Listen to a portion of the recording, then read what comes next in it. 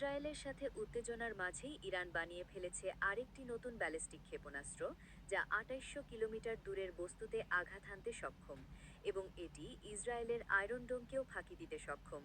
ইরানের এই ক্ষেপণাস্ত্র দেখে মাথায় হাত ইসরায়েলের। ইরানের পর এবার তুরস্ককে পারমাণবিক অস্ত্র বানাতে সহায়তা করছে রাশিয়া। রাশিয়া যদি এভাবে মুসলিম দেশগুলোকে সহায়তা করতে থাকে, তাহলে পৃথিবীতে একসময় বিপর্যয় নেমে আসবে। তাই যেভাবেই হোক রাশিয়াকে ঠেকাতে হবে বলে ঘোষণা দিয়েছে মার্কিন প্রেসিডেন্ট ডোনাল্ড ট্রাম্প। দিন যতই যাচ্ছে, থাইল্যান্ড এবং কম্বোডিয়ার যুদ্ধের ভয়াবহতার ততই বেড়ে চলেছে। শান্তি চুক্তিতে এখনও ফিরতে রাজি নয় কোনো দেশই। একে অপরের উপর পাল্টাপাল্টি অভিযোগ তুলে চালাচ্ছে ভয়াবহ হামলা। এদিকে রাশিয়া এবং ইউক্রেনের যুদ্ধ মোড় নিচ্ছে অন্যদিকে। আজ রাশিয়ার হামলায় ইউক্রেনে নিহত হয়েছে ১১৮ জন সেনা। অন্যদিকে ইউক্রেনের হামলায় ধ্বংস হয়েছে রাশিয়ার একটি সাবমেরিন। বাংলাদেশ কিনতে যাচ্ছে ইউরো ফাইটার জেট, যা নিয়ে মাথা ব্যথার কারণ হয়ে দাঁড়িয়েছে ভারতের। ভারতের মিডিয়াগুলোতে চলছে বাংলাদেশের এই উন্নতির সমালোচনা। এতক্ষণ শুনছিলেন এসিবি নিউজের আন্তর্জাতিক সংবাদ শিরোনাম। এখন বিস্তারিত। মধ্যপ্রাচ্যে যখন ইসরায়েল ও ইরানের মধ্যে উত্তেজনা চরমে, ঠিক সেই সময়েই নতুন করে আলোচনায় এসেছে ইরানের একটি ব্যালিস্টিক ক্ষেপণাস্ত্র কর্মসূচি। ইরানি গণমাধ্যম ও সামরিক সূত্রের বরাতে জানা যাচ্ছে, ইরান এমন একটি নতুন ব্যালিস্টিক ক্ষেপণাস্ত্র তৈরি করেছে যার পাল্লা প্রায় ২৮০০ কিলোমিটার। এই ক্ষেপণাস্ত্র নিয়ে সবচেয়ে বেশি আলোচনার বিষয় হচ্ছে, ইরানের দাবি অনুযায়ী এটি আধুনিক প্রতিরক্ষা ব্যবস্থাকেও ফাঁকি দিতে সক্ষম। এই ঘোষণার পরপরই পুরো অঞ্চলে নতুন করে নিরাপত্তা উদ্বেগ তৈরি হয়েছে।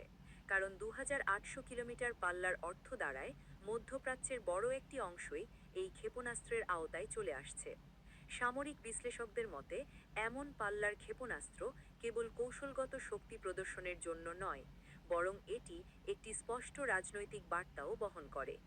ইরান মূলত জানিয়ে দিতে চাইছে যে যে কোনো সম্ভাব্য সংঘাতের জন্য তারা আগের চেয়ে অনেক বেশি প্রস্তুত। ইরানের পক্ষ থেকে বলা হচ্ছে, এই নতুন ক্ষেপণাস্ত্রের প্রযুক্তি আগের ব্যালিস্টিক ক্ষেপণাস্ত্রগুলোর চেয়ে আলাদা। এতে উন্নত গাইডেন্স সিস্টেম ব্যবহার করা হয়েছে, যা মাঝপথে গতিপথ পরিবর্তন করতে সক্ষম। এর ফলে প্রচলিত আকাশ প্রতিরক্ষা ব্যবস্থা, বিশেষ করে ইসরায়েলের আয়রন ডোমের মতো সিস্টেমের জন্য এটিকে শনাক্ত ও ধ্বংস করা কঠিন হয়ে উঠতে পারে, এমনটাই দাবি করছে তেহরান। যদিও ইসরায়েলের পক্ষ থেকে এই দাবির বিষয়ে এখনও আনুষ্ঠানিকভাবে বিস্তারিত কোনো মন্তব্য করা হয়নি। এই ঘোষণার পেছনের প্রেক্ষাপটও কম গুরুত্বপূর্ণ নয়। সম্প্রতি ইরান ও ইসরায়েলের মধ্যে সরাসরি ও পরোক্ষ উত্তেজনা বেড়েছে। একদিকে গুপ্তচর বৃত্তি, অন্যদিকে আঞ্চলিক প্রভাব বিস্তার নিয়ে দুই দেশের মধ্যে দীর্ঘদিনের বৈরিতা নতুন মাত্রা পেয়েছে। এমন পরিস্থিতিতে ইরানের নতুন ক্ষেপণাস্ত্রের খবর অনেকেই দেখছেন কৌশলগত চাপ তৈরির অংশ হিসেবে। আন্তর্জাতিক পর্যবেক্ষকরা বলছেন, ইরান বরাবরই তার সামরিক সক্ষমতা প্রদর্শনের মাধ্যমে প্রতিপক্ষকে মনস্তাত্ত্বিক চাপে রাখার চেষ্টা করে। নতুন এই ক্ষেপণাস্ত্র ঘোষণাও তার ব্যতিক্রম নয়। বিশেষজ্ঞদের মতে, বাস্তবে এই ক্ষেপণাস্ত্র কতটা কার্যকর এবং সত্যি এটি আয়রন ডোম বা অন্যান্য প্রতিরক্ষা ব্যবস্থাকে পুরোপুরি ফাঁকি দিতে পারবে কিনা তা নিয়ে এখনও অনেক প্রশ্ন রয়ে গেছে।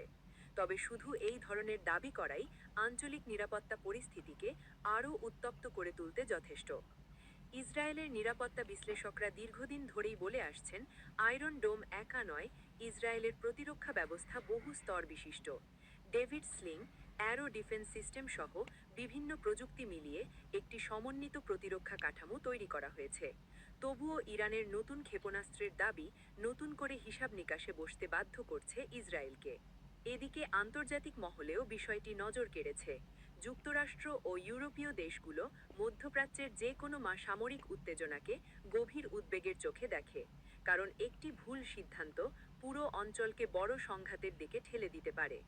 নতুন এই ক্ষেপণাস্ত্রের তথ্য সামনে আসার পর কূটনৈতিক মহলে আলোচনা শুরু হয়েছে, এটি কি নিছক শক্তি প্রদর্শন নাকি ভবিষ্যতের কোনো বড় পরিকল্পনার ইঙ্গিত। বিশ্ব রাজনীতির অঙ্গনে আবারও নতুন করে উত্তেজনার বারুদ চড়তে শুরু করেছে। মধ্যপ্রাচ্য ও ইউরোপকে ঘিরে যে অস্থিরতা এতদিন ধরে চলছিল, সেটি এখন আরও ভয়ঙ্কর মোড় নিতে যাচ্ছে বলে আশঙ্কা করছেন বিশ্লেষকরা। ইরানের পর এবার তুরস্ককে ঘিরে নতুন এক বিস্ফোরক অভিযোগ সামনে এসেছে। অভিযোগ অনুযায়ী রাশিয়া নাকি তুরস্ককে পারমাণবিক অস্ত্র তৈরির পথে প্রযুক্তিগত ও কৌশলগত সহায়তা দিচ্ছে। যদিও রাশিয়া এ বিষয়ে সরাসরি কোনো স্বীকারোক্তি দেয়নি, তবে আন্তর্জাতিক মহলে এই খবর ছড়িয়ে পড়ার পর থেকেই শুরু হয়েছে তীব্র আলোচনা ও সমালোচনা। তুরস্ক দীর্ঘদিন ধরেই নিজেকে একটি শক্তিশালী আঞ্চলিক শক্তি হিসেবে প্রতিষ্ঠিত করতে চাইছে। ন্যাটোর সদস্য হওয়া সত্ত্বেও দেশটি রাশিয়ার সঙ্গে ঘনিষ্ঠ সম্পর্ক বজায় রেখে চলছে। সিরিয়া ইস্যু থেকে শুরু করে জ্বালানি ও প্রতিরক্ষা খাতে মস্কো আঙ্কারার সম্পর্ক অনেকটাই গভীর। এরই ধারাবাহিকতায় এবার পারমাণবিক অস্ত্র সংক্রান্ত সহায়তার অভিযোগ সামনে আসায় বিষয়টি আরও স্পর্শকাতর হয়ে উঠেছে। যদি সত্যিই তুরস্ক পারমাণবিক অস্ত্রের পথে এগোয়, তাহলে পুরো ইউরোপ ও মধ্যপ্রাচ্যের নিরাপত্তা কাঠামো এক নতুন ঝুঁকির মুখে পড়বে। এর মধ্যেই ডোনাল্ড ট্রাম্প এই ইস্যুতে কড়া মন্তব্য করেছেন।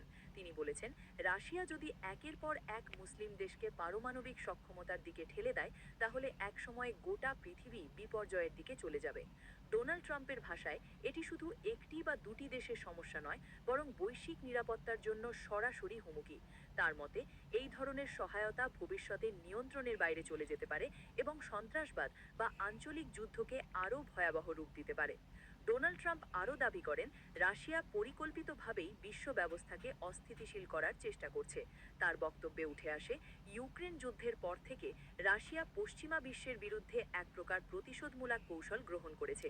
সেই কৌশলের অংশ হিসেবেই তারা এমন দেশগুলোর সঙ্গে ঘনিষ্ঠ হচ্ছে যাদের পারমাণবিক সক্ষমতা এখনও নেই, কিন্তু ভবিষ্যতে বড় শক্তি হয়ে উঠতে পারে। এতে করে যুক্তরাষ্ট্র ও ইউরোপের প্রভাব ধীরে ধীরে দুর্বল হয়ে পড়বে বলেও মন্তব্য করেন তিনি। এই পরিস্থিতিতে আন্তর্জাতিক সম্প্রদায়ের ভূমিকা নিয়েও প্রশ্ন তুলেছেন ডোনাল্ড ট্রাম্প। তিনি বলেন, শুধু উদ্বেগ প্রকাশ করলেই চলবে না, যেভাবেই হোক রাশিয়াকে থামাতে হবে। অর্থনৈতিক নিষেধাজ্ঞা, কূটনৈতিক চাপ কিংবা সামরিক জোটকে আরও শক্তিশালী করার মতো কঠোর পদক্ষেপ নেওয়ার আহ্বান জানান তিনি। তার মতে, এখনই ব্যবস্থা না নিলে ভবিষ্যতে পরিস্থিতি এমন জায়গায় পৌঁছাবে যেখানে আর কিছুই করার থাকবে না। অন্যদিকে রাশিয়ার ঘনিষ্ঠ বিশ্লেষকরা বলছেন, এই অভিযোগগুলো মূলত রাজনৈতিক উদ্দেশ্য প্রণোদিত। তাদের দাবি, রাশিয়া কোনো দেশকে সরাসরি পারমাণবিক অস্ত্র তৈরিতে সহায়তা করছে না, বরং বেসামরিক পারমাণবিক শক্তি ও জ্বালানি প্রকল্পের মাধ্যমে সহযোগিতা করছে, যেটা আন্তর্জাতিক আইন অনুযায়ী বৈধ। তুরস্কের ক্ষেত্রেও একই কথা প্রযোজ্য বলে তারা মনে করছেন। তবুও বাস্তবতা হলো, বর্তমান বৈশ্বিক পরিস্থিতিতে এমন অভিযোগই যথেষ্ট নতুন উত্তেজনা তৈরি করার জন্য। একদিকে যুক্তরাষ্ট্র ও তার মিত্ররা, অন্যদিকে রাশিয়া ও তার ঘনিষ্ঠ দেশগুলো। এই বিভাজন দিনে দিনে আরও স্পষ্ট হচ্ছে। যদি এই দ্বন্দ্ব নিয়ন্ত্রণের বাইরে চলে যায়, তাহলে তৃতীয় বিশ্বযুদ্ধের আশঙ্কা আবারও নতুন করে মাথাচাড়া দিতে পারে বলে সতর্ক করছেন আন্তর্জাতিক নিরাপত্তা বিশেষজ্ঞরা। সব মিলিয়ে বলা যায়, ইরানের পর তুরস্ককে ঘিরে ওঠা এই অভিযোগ বিশ্ব রাজনীতিকে আরও অনিশ্চিত করে তুলেছে। রাশিয়ার ভূমিকা, ডোনাল্ড ট্রাম্পের কঠোর অবস্থান এবং পশ্চিমা বিশ্বের প্রতিক্রিয়া, সবকিছু মিলিয়ে আগামী দিনগুলো যে আরও উত্তেজনাপূর্ণ হতে যাচ্ছে তা বলাই বাহুল্য। এখন দেখার বিষয়, এই সংকট কূটনীতির মাধ্যমে সামাল দেওয়া যায় নাকি বিশ্ব আরও এক ধাপ অস্থিতিশীলতার দিকে এগিয়ে যাবে। দিন যতই যাচ্ছে, থাইল্যান্ড ও কম্বোডিয়ার মধ্যকার উত্তেজনা ততই ভয়াবহ রূপ নিচ্ছে। একসময় যে বিষয়টি সীমান্তে ছোটখাটো বিরোধের মধ্যে সীমাবদ্ধ ছিল, এখন তা দুই দেশের জাতীয় নিরাপত্তা ও আঞ্চলিক স্থিতিশীলতার জন্য বড় হুমকিতে পরিণত হচ্ছে।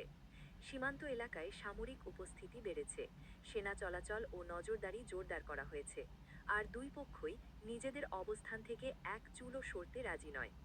বর্তমান পরিস্থিতিতে সবচেয়ে উদ্বেগজনক বিষয় হল, শান্তির পথে ফেরানোর জন্য যুক্তরাষ্ট্র, রাশিয়া কিংবা চীনের মতো প্রভাবশালী শক্তিগুলোর আহ্বানও কার্যত উপেক্ষিত হচ্ছে। কূটনৈতিক ভাষায় শান্ত থাকার বার্তা এলেও বাস্তবে মাঠের পরিস্থিতি ভিন্ন ইঙ্গিত দিচ্ছে। থাইল্যান্ড বলছে, সীমান্ত নিরাপত্তা রক্ষার জন্য তারা বাধ্য হয়ে কঠোর অবস্থান নিয়েছে। অন্যদিকে কম্বোডিয়ার দাবি, থাইল্যান্ডই প্রথম উস্কানি দিয়েছে এবং তাদের সার্বভৌমত্বকে প্রশ্নবিদ্ধ করেছে। দুই দেশই একে অপরের বিরুদ্ধে অভিযোগের পাহাড় গড়ছে। কখনো সীমান্ত লঙ্ঘনের অভিযোগ, কখনো সামরিক মহড়াকে হুমকি হিসেবে তুলে ধরা। সব মিলিয়ে উত্তেজনার আগুনে ঘি ঢালছে দুপক্ষই। সরকারি বিবৃতিতে শান্তির কথা থাকলেও বাস্তবে প্রতিটি বক্তব্য যেন পরবর্তী সংঘাতের মঞ্চ প্রস্তুত করছে। ফলে সাধারণ মানুষের মধ্যে আতঙ্ক বাড়ছে। বিশেষ করে সীমান্তবর্তী এলাকায় বসবাসকারীরা অনিশ্চয়তার মধ্যে দিন কাটাচ্ছেন। বিশ্লেষকরা বলছেন, এই সংঘাত শুধু থাইল্যান্ড ও কম্বোডিয়ার মধ্যে সীমাবদ্ধ থাকলে বিষয়টি একরকম ছিল, কিন্তু দক্ষিণ পূর্ব এশিয়ার ভূ রাজনৈতিক বাস্তবতায় এর প্রভাব অনেক দূর পর্যন্ত ছড়িয়ে পড়তে পারে। আঞ্চলিক বাণিজ্য, যোগাযোগ ব্যবস্থা এবং বিনিয়োগ পরিবেশ সবকিছুই হুমকির মুখে পড়ছে। আসিয়ান জোটের ভেতরেও এই সংকট নিয়ে অস্বস্তি বাড়ছে, কারণ সদস্য দেশগুলোর মধ্যে এমন সংঘাত পুরো অঞ্চলের স্থিতিশীলতাকে প্রশ্নের মুখে ফেলতে পারে। আরও উদ্বেগের বিষয় হল সামরিক শক্তি প্রদর্শনের প্রতিযোগিতা। সীমান্ত এলাকায় আধুনিক অস্ত্র, ড্রোন নজরদারি এবং দ্রুত প্রতিক্রিয়াশীল বাহিনী মোতায়েনের খবর সামনে আসছে। যদিও কেউই আনুষ্ঠানিকভাবে পূর্ণমাত্রার যুদ্ধ ঘোষণা করেনি, তবুও পরিস্থিতি এমন জায়গায় পৌঁছেছে যেখানে একটি ভুল সিদ্ধান্ত বা ভুল বোঝাবুঝি বড় সংঘর্ষের দিকে ঠেলে দিতে পারে। আন্তর্জাতিক মহল বারবার সংলাপের আহ্বান জানালেও দুই দেশের আভ্যন্তরীণ রাজনীতি এই উত্তেজনাকে আরও জটিল করে তুলছে। জাতীয়তাবাদী বক্তব্য, শক্ত অবস্থান দেখানোর চাপ এবং জনমতকে নিজের পক্ষে রাখার চেষ্টা সব মিলিয়ে নেতাদের জন্য পিছু হটা কঠিন হয়ে পড়ছে। ফলে শান্তি আলোচনায় ফেরার পথ ক্রমেই সংকুচিত হচ্ছে। সব মিলিয়ে থাইল্যান্ড ও কম্বোডিয়ার বর্তমান পরিস্থিতি শুধু দুই দেশের জন্যই নয়, পুরো অঞ্চলের জন্যই এক গভীর উদ্বেগের কারণ।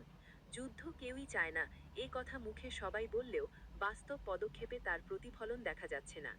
এখন দেখার বিষয়, শেষ পর্যন্ত তারা কি কূটনীতির টেবিলে ফিরে আসবে, নাকি দোষারোপ আর শক্তি প্রদর্শনের এই ধারাবাহিকতা পরিস্থিতিকে আরও ভয়াবহ পরিণতির দিকে নিয়ে যাবে। সময়ই বলে দেবে। তবে আপাতত আকাশের শান্তির চেয়ে সংঘাতের মেঘই বেশি ঘন হয়ে উঠছে। দিন যতই যাচ্ছে, রাশিয়া ইউক্রেন যুদ্ধ ততই ভয়াবহ রূপ নিচ্ছে। যুদ্ধের ময়দানে আর কূটনৈতিক টেবিলে দুই দিকেই উত্তেজনা বাড়ছে। সর্বশেষ পরিস্থিতি বলছে, এই সংঘাত এখন আর সীমিত